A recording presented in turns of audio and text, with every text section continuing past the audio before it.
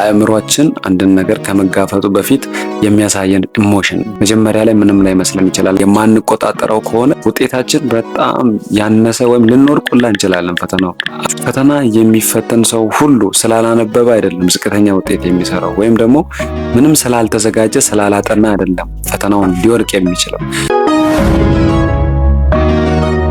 ይሄኛው ቪዲዮ ተማሪ ለሆናችሁ በየትኛውም ደረጃ ላላችሁ በጣም ይጠቅማል። እስከ መጨረሻው ድረስ እንድትከታተሉን እየጠየኩኝ፣ ሀሳቡ ምንድነው? በፈተናው ጊዜ የሚፈጠርን ጭንቀትን ወይም ደግሞ ቴንሽንን እንዴት መቆጣጠር እንችላለን የሚለውን ነገር የምናነሳው ማለት ነው። በዚህ ቻናል እንግዲህ እንደተለመደው ቁም ነገር ያላቸውን ጠቃሚ ነገሮችን ብቻ ሼር እናደርጋቸዋለን።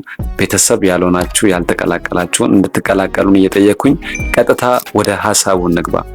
ፈተና ሲደርስ በየትኛውም ሌቭል ከትንሽ ክፍል ወይም ደግሞ ከ1 እስከ 8ም ጀምሮ ከዛ በኋላ ሃይስኩል ላይ ዩኒቨርሲቲ ላይ ገብታችሁ ፈተና ሲደርስ ብሔራዊ ፈተና ሆነ ፋይናል ኤግዛም ሆነ ሚድ ኤግዛም ሆነ የክላስ ቴስት ሆነ እንኳን ጭንቀትና ድባቴ ወይም ውጥረት ይኖራል። ይሄ ነገር ካልበዛ በአይምሮ በጣም ካልተጨናነቃችሁ ኖርማሊ ትንሽዬም ቢሆን ለፈተና የሆነ ፍርሃትና ውጥረት ከተሰማችሁ ይሄ ዓለም ላይ ያሉ ተማሪዎች በሙሉ የሚያስተናግዱት ስሜት ነው። ወይም እኔም ፈርቻለሁ እሱም ፈርቷል፣ ሰው ሁሉ ፍሪ ነው፣ ደግሞ ኖርማል ነው። በቃ ምንም ችግር የለውም። ለፈተና ሲደርስ ሰው ልጅ ይጨነቃል፣ ይረባበሻል። ይሄ ተፈጥሯዊ አእምሯችን አንድን ነገር ከመጋፈጡ በፊት የሚያሳየን ኢሞሽን። ግን ደግሞ ከመጠን በላይ የሆኑ ውጥረቶች አሉ። እነዚህ ደግሞ ውጤት ላይ በጣም ተጽዕኖ ያመጣሉ፣ ወይም ደግሞ ውጤታችን እንዲወድቅና እንዲበላሽ ምክንያት ይሆናሉ። ከዚህ ጋር በተያያዘ በደንብ ግንዛቤው እንዲኖራችሁ ስለምፈልግ ነው።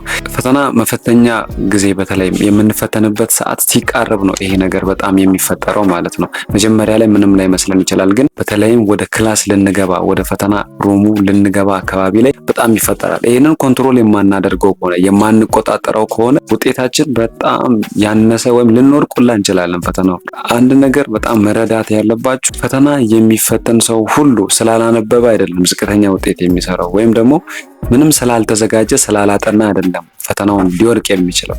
ብሔራዊ ፈተናዎችንም አሁን ባለፈው ለምሳሌ የ12ኛ ክፍል ፈተናዎችን በተከታታይ ትንሽ ተማሪዎች እያለፉ ነበር። ይሄ የሆነበት ምክንያት እነዛ ልጆች አላነበቡም ወይም ደግሞ ክላስ አልገቡም አልተማሩም ማለት ሳይሆን አንብበዋል፣ ተረድተዋል። ግን ደግሞ እኛ ያላየንላቸው ፓርቲ ይኖራል። ምናልባት ይሄኛውን ነገር ፈተና ላይ ገብቶ የተወጠሩትን የተጨነቁትን እዛ ላይ ይሄ ቴንሽን የሚባለው ነገር የፈጠረባቸውን አላየንም። እና ቴንሽን እንዴት ነው የሚመጣው? ከየት ነው የሚመጣው? ምንጮቹን አንድን ችግር ምንጩን ካወቀን መፍትሄው ቀላል እና የቴንሽን ወይም ደግሞ ይሄ በፈተና ጊዜ የመረበሽና የአእምሮ ውጥረት ምንጩን እንወቀው።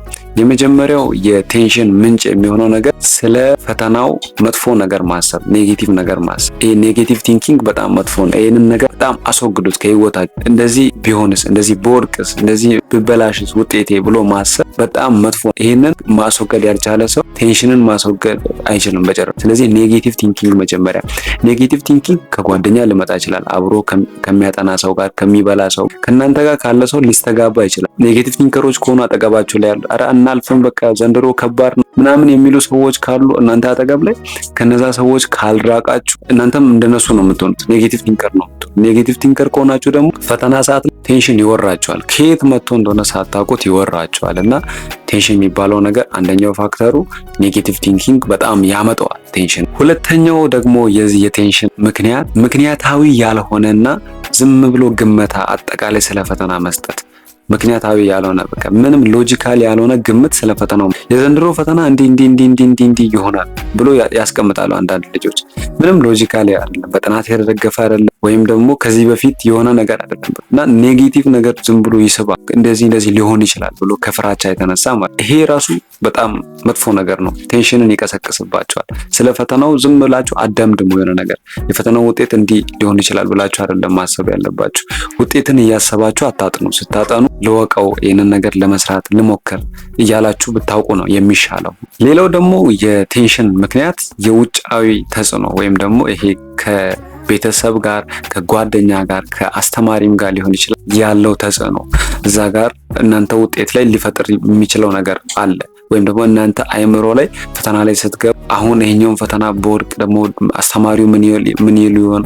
ቤተሰቦች ምን ይላሉ? ይሄን ፈተና ከወደኩኝ በቃ ኔጌቲቭን አንድ ላይ አያይዞ ነው የሚያስበው አይምሮአችሁ። አንዴ ማሰብ ከጀመረና መጥፎ ነው ለአይምሮአችሁ ፖዚቲቭን ነገር መናገር ነው። ስለዚህ እነዚህ በዋናነት ቴንሽን ወይም ደግሞ በፈተና ጊዜ የመጨነቅን ነገር የሚፈጥሩ ምክንያቶች ናቸው። መንስኤዎቹ እነዚህ ናቸው።